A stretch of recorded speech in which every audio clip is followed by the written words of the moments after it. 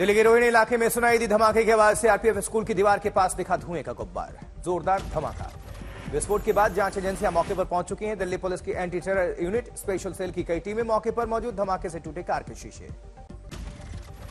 Special cell और dog squad की टीमें मौके पर मौजूद हैं। एनएसजी को जानकारी दे दी गई है। मामले की एफआईआर दर्ज।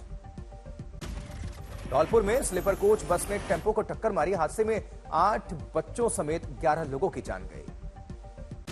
मृतकों में 8 बच्चे, 2 महिला शामिल हैं। सभी के शव को सरकारी अस्पताल में भेजा गया है। इधर नॉर्थ ईस्ट दिल्ली के वेलकम इलाके में 2 गुटों में ताबड़तोड़ फायरिंग। गोलीबारी के दौरान एक लड़की के सीने में गोली लगी। स्थानीय लोगों के मुताबिक 60 राउंड से ज्यादा फायरिंग हुई है। फायरिंग से इलाके में दहशत का माहौल है। इलाके के तमाम अधिकारी मौके पर पहुंच चुके हैं। रिपोर्ट के मुताबिक गोलीबारी की घटना आपसी रंजिश की वजह से हुई। मौके पर पहुंची पुलिस मामले की कर रही तफ्तीश। उधर मुजफ्फरनगर में सोशल मीडिया पर एक युवक द्वारा आपत्तिजनक पोस्ट करने पर मचा बवाल। हजारों की संख्या में सड़कों पर उतरे लोग जमकर उत्पात मचाया। पुलिस ने मौके पर पहुंचकर मामले को शांत कराया। आरोपी युवक को हिरासत में लिया गया।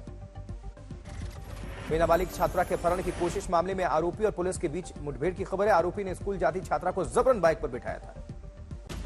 रोहतक में दोस्त ने अपने दोस्त की हत्या कर दी। मामले की तफ्तीश में जुटी पुलिस। इंदौर एसटीएफ की टीम ने अवैध हथियार तस्कर को दबोचा। तस्कर के पास से 8 पिस्टल और 21 जिंदा कारतूस बरामद। बिहार के बगहा में रिहायशी इलाके में पहुंच गया भालू। जंगली भालू को पकड़ने के लिए वन विभाग की टीम पहुंची रेस्क्यू के लिए। दिल्ली में वायु प्रदूषण पर हालात हो रहे गंभीर। इस बीच निर्माण गतिविधियों से धूल हटाने के लिए क्षेत्र के चारों तरफ पानी का छिड़काव किया जा रहा है। दिल्ली के पर्यावरण मंत्री गोपाल राय आज प्रदूषण हॉटस्पॉट आनंद विहार का दौरा करेंगे। अधिकारियों के साथ मंथन करेंगे। गोपाल राय ने दावा किया था उत्तर प्रदेश आनंद विहार में डीजल बसें भेज रहा है, जिससे इस हॉटस्पॉट में प्रदूषण स्तर में वृद्धि हुई। वहीं प्रदूषण पर पिछली आपातकालीन बैठक के दौरान दिल्ली सरकार ने 13 हॉटस्पॉट पर प्रदूषण बढ़ाने वाले स्रोतों को नियंत्रित करने का निर्णय लिया था। दिल्ली में कालिंदी कुंज इलाके में यमुना नदी पर तैर रहा जहरीला झाग, लगातार सामने आ रही तस्वीरें।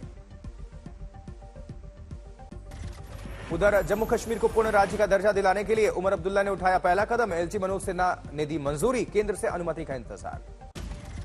राज्य के दर्जे की बहाली की मांग को लेकर उमर अब्दुल्ला दिल्ली में प्रधानमंत्री नरेंद्र मोदी से करेंगे मुलाकात। डेप्यूटी सीएम सुरेंद्र कुमार चौधरी ने केंद्र से वादा पूरा करने की मांग की। बहराइच में अब बुलडोजर एक्शन की तैयारी। 23 मकानों और दुकानों के खिलाफ नोटिस के बाद पीडब्ल्यूडी कर सकता है एक्शन कार्रवाई। डर से लोग खुद ही तोड़ रहे हैं अपना अवैध निर्माण। आज वाराणसी दौरे पर प्रधानमंत्री मोदी 6700 करोड़ की परियोजनाओं की देंगे सौगात। दोपहर 2 बजे आंख के शंकर अस्पताल का करेंगे उद्घाटन। पीएम मोदी के आगमन को लेकर बीजेपी के कार्यकर्ताओं और नेताओं में उत्साह है। लगाया प्रधानमंत्री मोदी का 10 हाथों वाला पोस्टर, चर्चा का विषय बना। PM Modi Lal Bahadur Shastri international airport के रनवे के विस्तार और नए टर्मिनल भवन के निर्माण कार्यों की आधारशिला रखेंगे। पीएमओ के अनुसार पीएम मोदी लालपुर में डॉक्टर भीमराव अंबेडकर खेल स्टेडियम में 100 बेड वाले बालिकाओं और बालकों के छात्रावास और सार्वजनिक मंडप का उद्घाटन करेंगे। पीएम मोदी रीवा, अंबिकापुर और सहारनपुर एयरपोर्ट के नए टर्मिनल भवनों का भी उद्घाटन करेंगे। आज महायुति में सीट शेयरिंग फॉर्मूले पर लग सकती है फाइनल मुहर। लगभग तय हो चुका है सीट का बंटवारा। सीटों के बंटवारे को लेकर एमवीए में मंथन जारी है। सोमवार को हो सकता है सीटों का ऐलान। सूत्रों के अनुसार शनिवार को 8 घंटे तक चली बैठक में विदर्भ, मराठवाड़ा और मुंबई सीटों पर विवाद सुलझा। बाकी की सीटों पर फैसला जल्द। इस बैठक में 288 सीटों पर तालमेल को लेकर तीनों सहयोगी दल शिवसेना, उद्धव गुट, कांग्रेस और एनसीपी शरद एक नतीजे पर पहुंच चुके हैं। महाराष्ट्र और झारखंड में उम्मीदवारों को लेकर कांग्रेस की आज बड़ी बैठक। शाम 4 बजे उम्मीदवारों को लेकर फाइनल मंथन। एमवीए में सीट बंटवारे पर चल रही खींचतान के बीच उद्धव से मिले कांग्रेस के चुनाव प्रभारी रमेश चन्नीथला। वहीं अखिलेश यादव ने एमवीए से मांगी 12 सीटें। कहा बीजेपी को हराना जरूरी है। बीजेपी ने महाराष्ट्र की जनता को किया है महादुखी।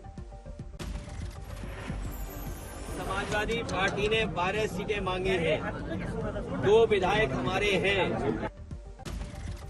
झारखंड में सीट बंटवारे को लेकर बोले कांग्रेस नेता पवन खेड़ा। कहा किसी से कोई नाराजगी नहीं, सब ठीक है।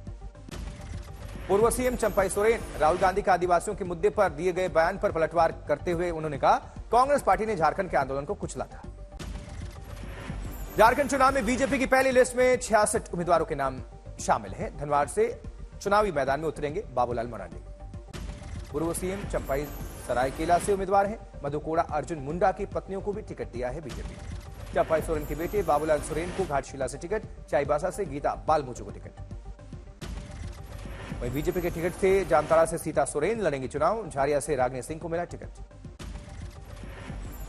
निरसा से अपर्णा सेनगुप्ता बीजेपी के उम्मीदवार, छतरपुर से पुष्पा देवी भुइयां बीजेपी के टिकट पर लड़ेंगी चुनाव। झारखंड इंडिया अलायंस में सीटों का बंटवारा हुआ फाइनल, कांग्रेस और जेएमएम 70 सीटों पर मिलकर चुनाव लड़ेंगे।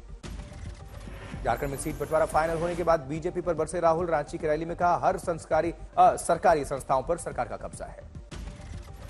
संविधान सम्मेलन में राहुल का संवाद, बोले जब बीजेपी के लोग आदिवासी को वनवासी कहते हैं तब वो आपके इतिहास, आपके जीने के तरीके को खत्म करने की कोशिश करते हैं। राहुल गांधी ने राम मंदिर के उद्घाटन का जिक्र करते हुए बीजेपी पर साधा निशाना, कहा आदिवासी होने की वजह से राष्ट्रपति को नहीं बुलाया गया। केरल की वायनाड संसदीय उपचुनाव के लिए 23 अक्टूबर को नामांकन दाखिल करेंगे प्रियंका, राहुल भी होंगे साथ।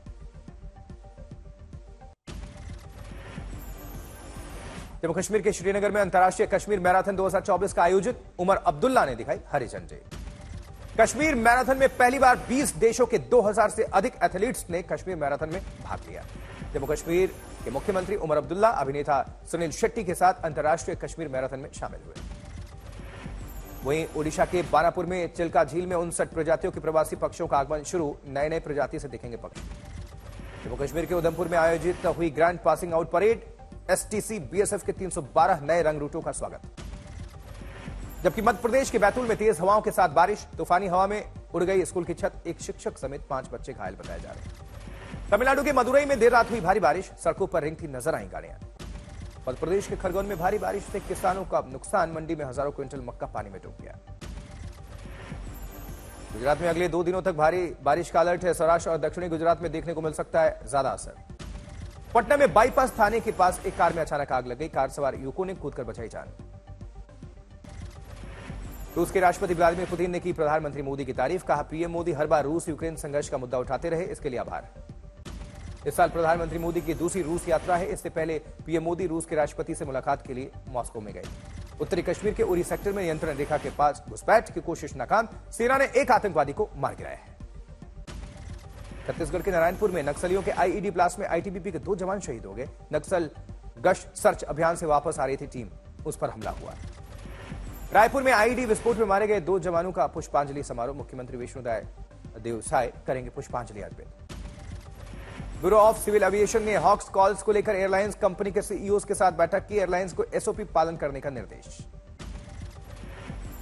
जबकि बैठक में हर जानकारी को तत्काल सभी स्टेक होल्डर से साझा करने का भी निर्देश।